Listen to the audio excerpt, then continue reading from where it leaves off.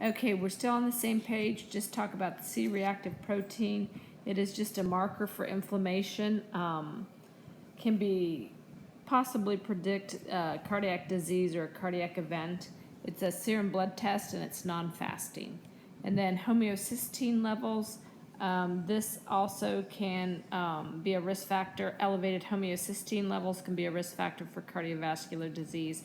It is also a blood test and is non-fasting, and people who have elevated homocysteine levels need to increase their sources of vitamin B6 and B12 in their diet. So they need to increase vitamin B6 and B12 in their diet. The only thing really on this slide that I want you guys to remember, we'll study BNPs. So I'm circling BNPs. BNP is an actual peptide that's released from an overstretched ventricle.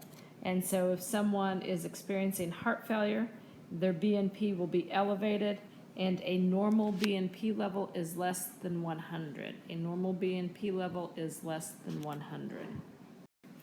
Okay, we already talked quite a bit about the lipid panel in class. And so as far as triglycerides, you guys already know triglycerides should be less than 150, right? You guys know that triglycerides should be less than 150. There should be no alcohol 24 hours prior to the test, and it does have to be fasting. As compared to the cholesterol, should be less than 200. And cholesterol does not have to be fasting, but these guys are usually done together, so your patient's fasting, okay? And then we have your HDL, which remember is the good stuff, needs to be over 40. And your LDL, which is the lousy lipoproteins, and it actually needs to be less than 100.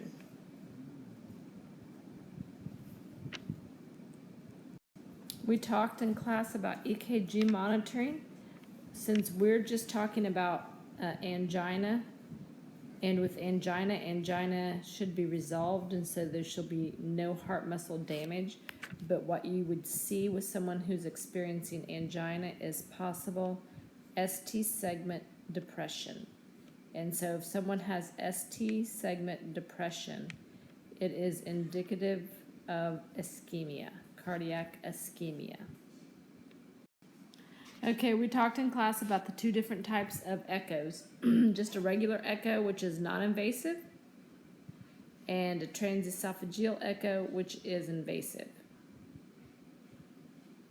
We also mentioned the fact that it will measure ejection fraction, and ejection fraction should be greater than 60%.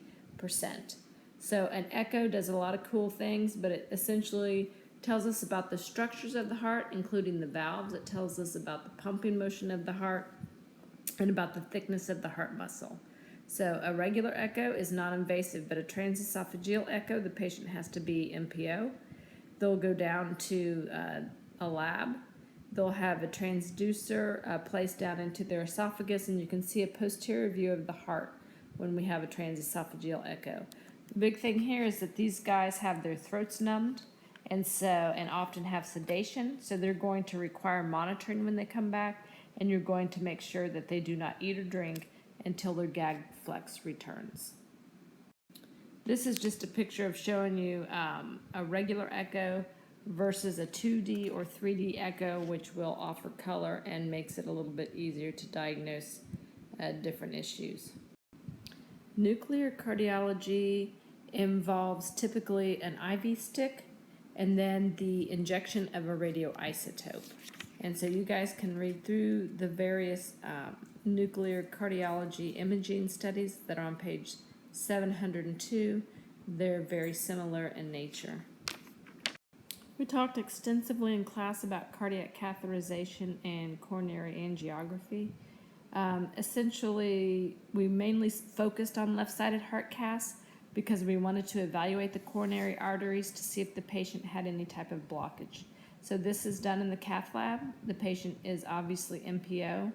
We need to check allergies to contrast dye, and remember we also need to make sure kidneys are working, check their BUN and creatinine, so we know that they can clear the actual dye.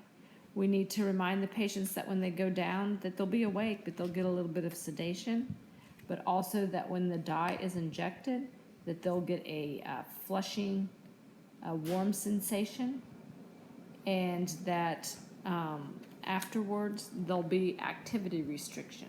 How long is dependent upon how they actually close the puncture site, which is typically either the femoral or possibly the radial artery. Remember, with during a cardiac cath, we talked about the fact that they could also do intervention, and we said that they could do a balloon angioplasty, possible stent replacement, or an arthrectomy. Post cardiac cath, remember the goal is to make sure that the artery site is not bleeding, there's no formation of a hematoma, and that you are monitoring the patient's extremity for the 6 Ps, because remember, I'm always saying we want to make sure that their extremity doesn't fall off.